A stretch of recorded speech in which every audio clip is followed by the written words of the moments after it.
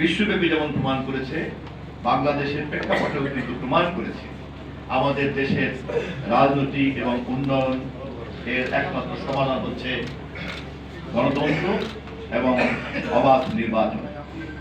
এর বাইরে যতবারই গতিমুক্তি যারা পরিবর্তন করেছে, ততবারই জাতীয় সংকট তৈরি হয়েছে।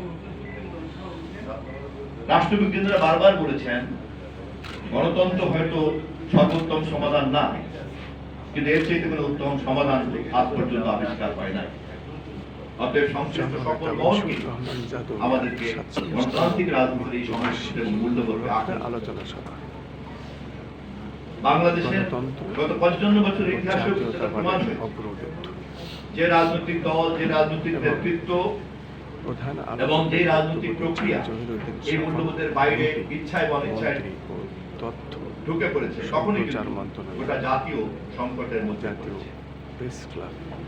আমি জাদু ভাইয়ের প্রতি সম্মান জানাতে গিয়ে ইতিহাসের এই দিকটাকে আপনাদের জানা আছে, তা হলো আমি বিনয়ের সঙ্গে বললাম।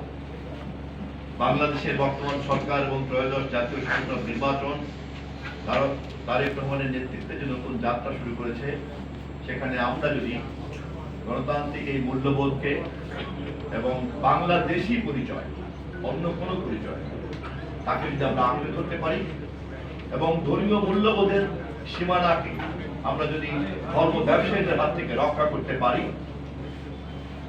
তাহলে আমাদের পরাজিত করার মতো কোনো শক্তি আমি